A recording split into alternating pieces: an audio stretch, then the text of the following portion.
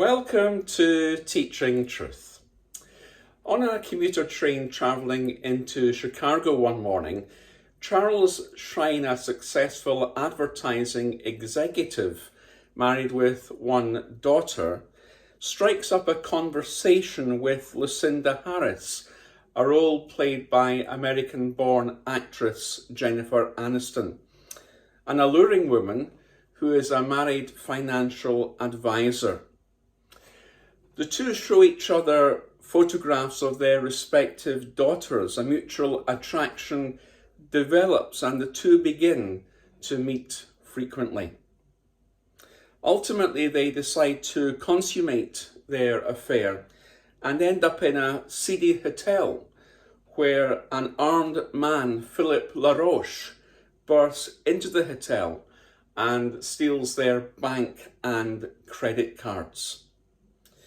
In the movie Derailed, Charles and Lucinda, not wanting their spouses to learn of the affair, agree not to report the crime. Shortly after, LaRoche contacts Charles and blackmails him into paying him $20,000. A month later, LaRoche calls again, this time demanding $100,000, which Charles pays from the account of savings for his daughter's medical treatment.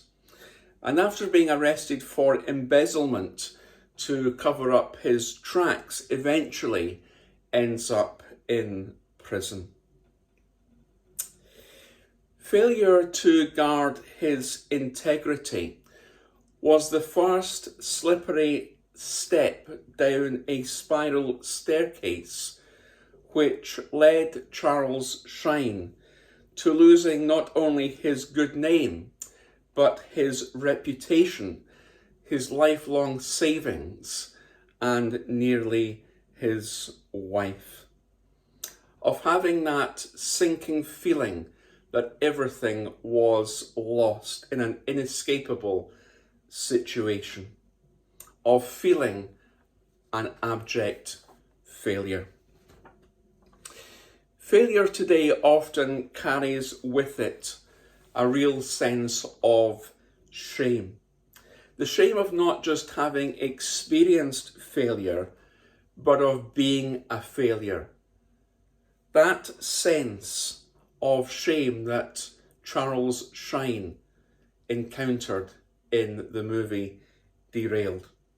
And facing that sense of failure, facing that sense of shame is one of the hardest things that a human being can actually do.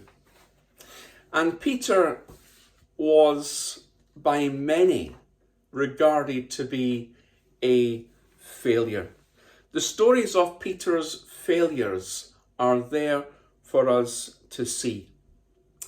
Derailed could well have been the title of the movie that was made about Peter's life, for Peter often, as it were, went off the tracks.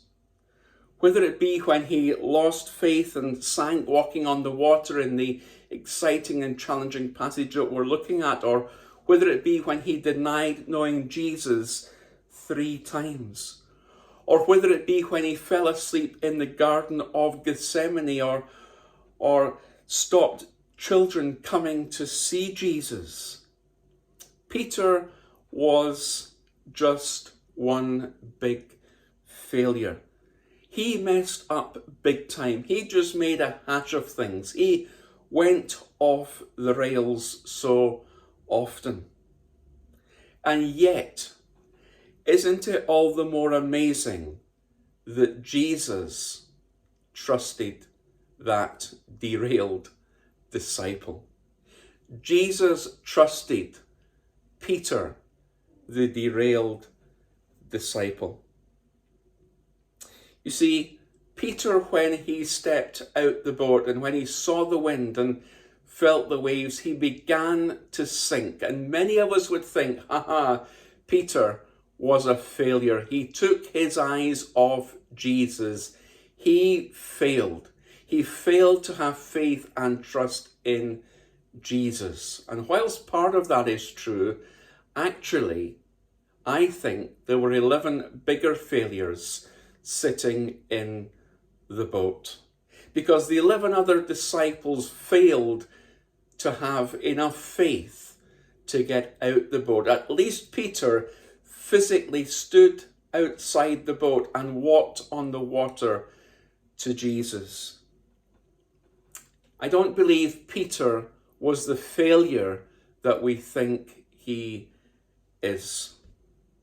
And that sinking feeling, as it was for Charles Shine and as it was for Peter, brings us to that place often of shame and of failure.